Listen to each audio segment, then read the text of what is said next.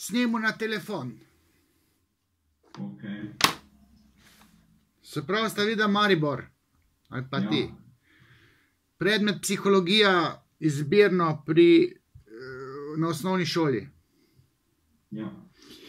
Ok, šut, vpraš. Ok. Prvo vprašanje je, ali je sanjarjenje in sanjanje kako povezano? Seveda je povezano. Sanjariš, človek sanjari, mladi še posebej, ker bi radi uživali. Ne? Sanjarjenje pomeni izpolnjevanje želje. Se pravi, rekel, neki fantje si želite to malo punce, tako se jed malo otipavati, pa sanjarite. Ne? Punce pa tudi sanjarijo, vsak na svoj način. Se pravi, v ozadju je neka želja, v ospredju je želja in potem pride do sanjarjenja.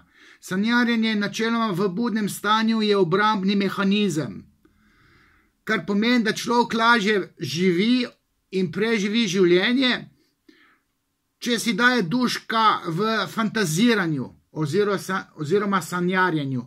To bi bilo skoraj malo eno in isto, laično rečeno, ne? Sanjarjenje je v funkciji izpolnitve želje.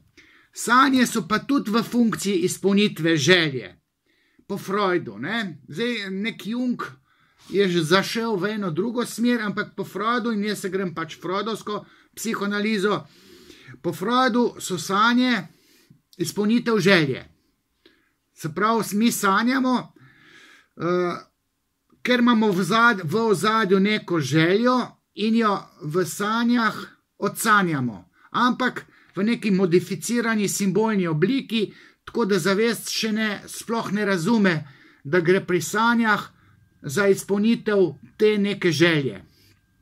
Zdaj, Freud je rekel, da so sanje varuh spanja. Ne? Mi sanjamo zato, da spimo, ne? Ker mi rabimo spanje in pa, ko začnemo sanjati, sanje ohranjajo spanec, da se naspimo. To je rekel Freud. Ampak meni pa je ena bližja teza pa drugačna, to je pa rekel Jacques Lacan. Ta je pa rekel, da spimo zato, da sanjamo. Ne? V bistvu gremo spat zato, da lahko v sanjah podoživimo neko željo.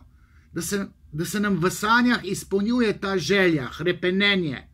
Ampak delo sanj oziroma ta funkcija sanje pač taka, da to željo osnovno zakamuflira. Ne? Tako da te fantje včasih niti ne sanjajo punc direktno, ampak sanjajo, da koš dajejo. Ali pa gol, recimo. Ne? Gol je simbol vagine, koš je simbol vagine, ne? Not ga dat. In potem se sanja manifestno skrito. Ne? In zdaj, kaj pa sanjal, da sem košarko igral, kaj pa delo sem ga zabil, pa ga v resnici nikoli ne zabijem. Ne? V resnici so sanje seksualne, to pomeni željo ponot ga dati. Fantje, zdaj ste v teh letih, vam že to malo špila po glav. Če ste heteroseksualni, ker lahko ste tudi homoseksualni, ker zdaj ne da tega če dalje več, ampak zgolj namignem, da so homoseksualne sanje drugačne od sanj heteroseksualcev. A pa ženske sanje drugače kot moški oziroma fantje. Obstaja razlike med spoloma v istih sanjah. Če bi človek iste sanje sanjal, se dela razlike. Nekaj v ženskih sanjah nekaj pomeni čisto nekaj drugega kot iste sanje v moških sanjah. Čist druga stvar je. Se pravi, da skrajšam, sanjarjenje in sanjanje, nekaj v budnosti, nekaj v sanjah, je skupno imajo izpolnitev želje. Želimo si, zato sanjarimo in sanjamo zato, da bi v simbolni obliki izpolnili sami sebi neko željo. Ok? Hvala. Naslednjo vprašanje je, se nam v REM fazi res premikajo oči? Zdaj, Freud se ni glih ukvarjal s temi sodobnimi niti nevrološkimi funkcijami možganov. Ti sodobni proučevalci sanj seveda se ukvarjajo z REM-om, Repeat Eyes Movement, premikanje oči. To v psihoanalitični interpretaciji ni glih bistveno, jaz se s tem ne ukvarjam. Vem pa slučajno, da 20% nočnega spanja pripada REM-u. REM je stanje, ko sanjamo, intenzivno. In če se v stanju REM-a zbudimo, in mene so svoj čas zbujali, zato da bi si zapomnil sanje in jih potem analiziral, sem doma naročil, zbudite me sred noči, da bom analiziral sanje. To še v srednji šoli, ko sem preučeval Freuda pa sanje. V tem REM stanju se sanja in očitno oči spremljajo dogajanje v teh sanjah. Ker sanja, to ni Freud rekel, po freudovski psihoanalitiki so rekli, da človek sanja v resnici na dojki, materini dojki, tisto belo platno, se dojiš, vidiš tisto dojko in na tem platnu belem se sanja.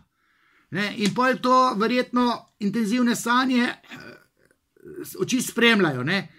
In globoko spanje, REM stanje, takrat se sanja. 20% spanja, recimo do 8 ur, to je bilo tam pol ure, mogoče dnevno, nočno pol ure je REM-a. Ampak to za interpretacijo sanj ali pa psihoanalizo ni niti bistveno. Sodobni proučevalci pa pač vejo, da REM obstaja, pa da je to ga 20%, pa da je to enih 30 minut na noč. Ok? Naslednje vprašanje je, zakaj se sanj ne spomnimo in ali se res spomnimo samo groznih sanj? Ne, groznih sanj se spomnimo toliko, ker se zbudimo iz nočne more. Grozne sanje, ta kulminiran strah v sanjah, lahko eskalira do točke, tam, če ti misliš, zdaj me bojo pa ubili, sprožijo in v tem šoku se zbudiš in ko se zbudiš, se spomniš. Načeloma sredi sanj, če se zbudimo, se spomnimo. Zato sem rekel v REM stanju, če se ga človeka zbudimo, se lahko spomni. Če se pa samodejno zbudi in to se zbudi v nočnih morah, samodejno, ker je to grozno, potem se teh sanj spomni. Načeloma se pa spomnimo lahko tudi drugih sanj. Če se v bistvu ukvarjamo s svojimi sanjami, pa če imamo pestro življenje, pa če nam je smisel spomniti se sanj. Potem se sanj lahko spomnimo. Jaz se v teh časih precej poglabljam v sanje in lastne, za potrebe tega intervjuja, pa za potrebe ene komunikacije z neko, nam rekel Fenico, rekel prej sodelavko, ker planirava neke Zoom, tudi tele konference, predavanja in ona pač mi posreduje sanje in jaz si analiziram sanje. Ona se vsak dan sanj spomni. Jaz pa vsak dan napenjam možgane, ker vem, kako čustvuje, jih tudi znam razložiti. Ampak nekdo, ki se pa, recimo, ko pridejo k meni tako imenovani pacienti, vprašam, kaj sanjate nič. Vsak dan sanja, sam spomni se ne. In nekomu je vrednota spomniti se sanj, nekomu pa ni. In tisti, ki ima pomnjenje sanj za vrednoto, se večkrat spomni tega. Freud je pa rekel, da se načeloma človek ne spomni sanj, predvsem zato, ker obstaja cenzura, ker se ne smemo spomniti sanj, ker so sanje preveč mučne ali pa v neskladju s kulturnimi normativi. Ena inštanca, ki preprečuje, da bi se sanj spomnili, cenzor sanj je Nadias. Nadias je angleško superego, to je naša moralna inštanca po Freudu. Zdaj treba je vedeti, da se psiha deli na jaz, ki je zavestni koordinator med živalskostjo, ono, id, angleško, pa nad jazom. To je pa privzgojen nek moralni del. In ta moralni del nam onemogoča, da bi se sanj spomnili, ker mnogo sanj je seksualnih, celo manifestno seksualnih, se pravi, da tudi se sanja erotika. Ne samo, da sanjaš fuzbal na simbolno nezavedni ravni, to pa pomeni neko orgijo tam. Tako da cenzor sanj po Freudu je tisti, ki nam onemogoča, da bi se sanj spomnili. Tudi zato, ker so nekatere sanje agresivne, seksualne in Nadjas ne pusti pomnjenja. Ok?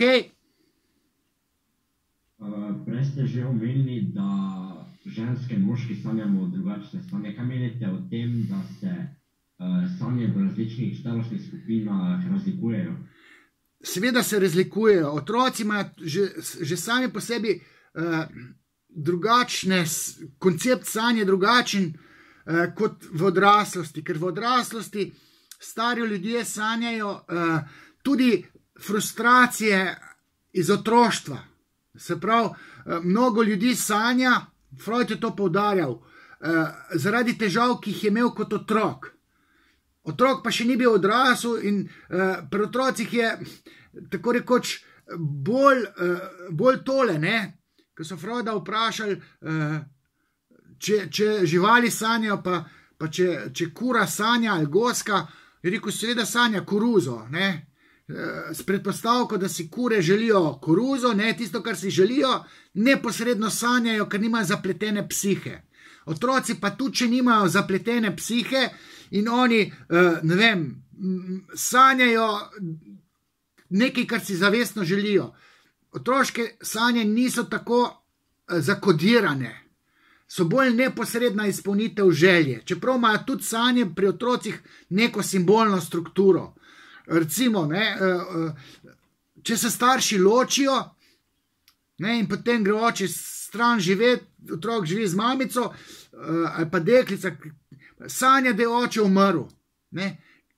Umrl zato, ker na simbolni ravni odselitev otrok dojema, torej vzame kot smrt v sanjah, v resnici pa podoživlja pa sam odselitev starša. Ne? Se pravi, tudi otroške sanje so simbolne, kar Freud recimo ni toliko izpostavljal, jaz pa delam tudi z otroci in tudi se ukvarjam s sanjami, recimo ta teden sem kar nekaj sanj, tudi nočnih mor analiziral, načeloma jaz to pod hipnozo delam, ker ljudje se sanj ne spomnijo, pod hipnozo pa sugeriram, zdaj se boste pa spomnili in pa se spomni sanj, in potem jih pod hipnozo še sam dešifrira, se pravi simboliko sanj, ki so bistvene, razbere iz tega manifestnega, kar sanja, on prepozna to manifestno, to, kar se sanja na tem platnu, ne, da je treba simbolično prevesti v simbolno strukturo in pod hipnozo je to lažje.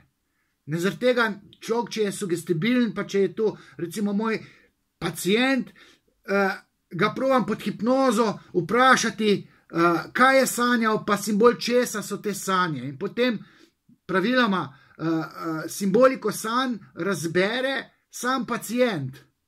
Analitik sodeluje, ga pravilno sprašuje, analitik tudi lahko sicer sam razbere simboliko, ampak ta pravo simboliko sanj pa v bistvu pa lahko samo tisti, ki sanja, pravilno razume pa dešifrira. A sem zdaj tole prav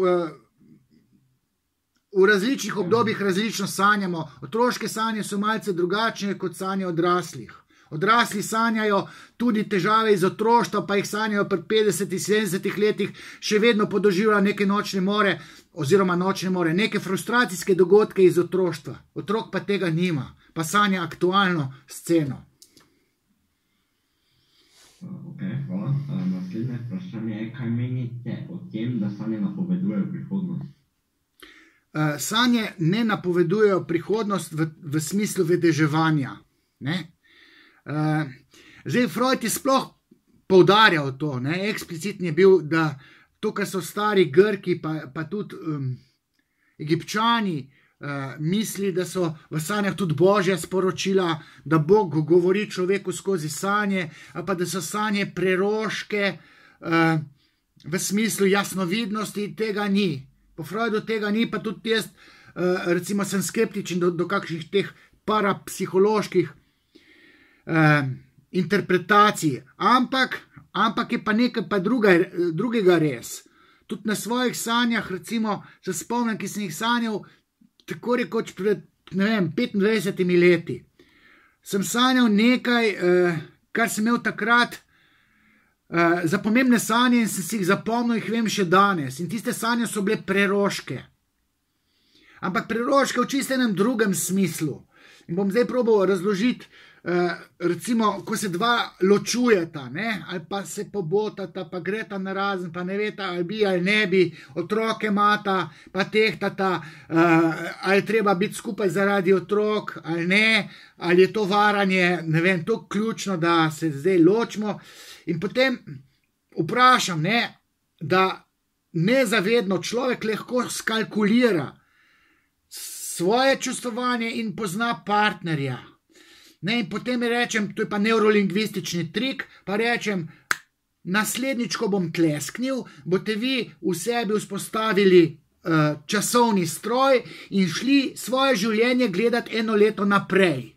Čez 1 leto probite vi, ne kaj si vi želite, da bi bilo v odnosu, ampak vi izračunajte, tako rekoč, ne, pod narekovaji rečeno izračunajte, kaj bo čez 1 leto. Vi veste, kaj prenesete, pa kaj ne prenesete. Če je mož totalno pokvarjen in vas vsak dan vara, vi ste pa patološko ljubosumni, pol vi nezavedno veste, da ne bo šlo to naprej, če vas mož vara. In ko gre ona sebe pogledat, po drugi strani ta ženska tudi pozna, da se moški ne bo spremenil, ker je kronično pokvarjen, ta njen mož, ne, ker ga je napačno zbrala. In ona preroško, ko jaz tlesknem, ona sebe vidi 2 leto takle čas, da bo sama živela z otroki tam nekje. Ona z nekim cold readingom, bi se reklo, z vsemi informacijami, ki jih ima v nezavednem, pa z vsem poznavanjem partnerja, ona skalkulira, da je logično, da bo 2 leto takle čas samska. Ne? Sanje imajo pa isto to kapaciteto, ne? Z pozicije zavesti mi nekaj lahko čutimo, oziroma čutimo, nekaj razmišljamo, pa se nam nekaj zdi, pa naša neka želja nas lahko spotika, kaj si mi želimo, ampak ta intuicija, ne? Intuicija pa pomeni, da naše nezavedno misli preračunava, intuicija pa pomeni, da v zavest pa pride nek sklep. In ta sklep, ne samo, da ga jaz terapevtsko izzovem s tem tleskom, recimo, ali pa pod hipnozo tudi, ampak se to lahko zgodi v sanjah. Ne? Se pravi, sanje postanejo preroške v tistem trenutku, ko človek razmišlja za naprej, kako in kaj bo v prihodnosti in tam skalkulira na podlagi razuma, kaj bo. In lahko, da se zgodi, da zadane svojo prihodnost. Ampak to je kognitivna funkcija, to ni jasnovidnost v parapsihološkem smislu. Pa še to, če se naredi ta tako imenovana jasnovidnost oziroma napovedovanje prihodnosti, se najbolj ne ve, ali je to želja vtkana v videnje prihodnosti, ali zgolj logično sklepanje na podlagi intuicije. Se pravi, mi nekaj sanjamo, kaj bo v prihodnosti, in pa čez 1 leto se pa zgodi, da je točno to, kar smo sanjali, se je res zgodilo. Ne? Možno je, da smo mi to skalkulirali s svojo pametjo, ne da imamo mi tam nekje možnost gledati v prihodnost čistko na parapsihološki ravni. Čeprav, še nekaj bom povedal, ko jaz predavam tem športnim trenerjem, ekspertom, bom rekel, pa se ni skrivnost, ker je to sam povedal, trener Jorgiča v ping-pongu, ker se slučajno iz naših krajev, tam iz Hrastnika, ne, on je sanjal, zdaj že verjetno 10 let nazaj, da je sanjal, da bo ta Jorgič odigral neko točko v tem ping-pongu, točno tako, da bo ta točka odločilna in je celo točko si zapomnil. Ne, si jo zapomnil, kakva bo, in jo je še kar imel v glavi in je vedel, kaj je sanjal. Čez 2 leti je pa ta Jorgič na Evropskem mladinskem prvenstvu, menda v polfinalu ali finalu, to isto točko, ki jo trener sanjal, on pa res odigral. Ne? Tukaj pa znanost pa crkne. Ne? Tu pa je nekaj, kar še jaz se ne bi delal pametnega. Kako je to možno? Ne? Namreč obstaja tudi fenomen déjà vu, to je že doživeto, se tem reče v francoščini. In Freud je probal fenomen déjà vu razložiti in tisto, kar je razlagal, meni ni bilo všeč. Je pa povezoval to s sanjami na nek način. Ampak zdaj bom rekel, preroškost v smislu, ne, ali smo mi sposobni zaznati prihodnost, ker ta prihodnost tam nekje že je, naši možgani ali pa miselni sistemi pa to nekje najdejo temu prihodnosti in ujamejo in si to zapomnimo. Ne, jaz menim, da so možgani sposobni, miselni sistemi, skozi to kognicijo, mišljenje, skozi pamet, skalkulirati, kako se mi obnašamo, pa kakšna je realna situacija in znamo izračunati, kakšna je največja verjetnost, da bo drugo leto takle čas ali pa čez 10 let. Jaz sem namreč napovedal pred 25 leti nekaj, kar se zdaj dogaja. Sem imel preroške sanje, ki sem jih simbolno razvozlal in danes se dogaja tisto, kar sem jaz sanjal pred 25 leti. Ampak jaz sem izračunal, da bo to tako izračunal. Skalkuliral sem, da po vsej logiki se bo meni zgodilo čez 25 let to, kar se mi zdaj dejansko dogaja. Zato, ker sem vedel, kak sem, kakšen je sistem, v kakšno družbo sem jaz vpet in sem stuhtal, kaj bo čez 25 let. In to se dejansko dogaja. Ampak to sem jaz napovedal, ker sem pameten, oziroma ker sem znal razmisliti, pa znal sem skalkulirati. In sem potem imel te sanje, in to še simbolne sanje, ki sem jih mogel razvozlati, da se mi je poklopilo s to prihodnostjo. Sem nekako napovedal.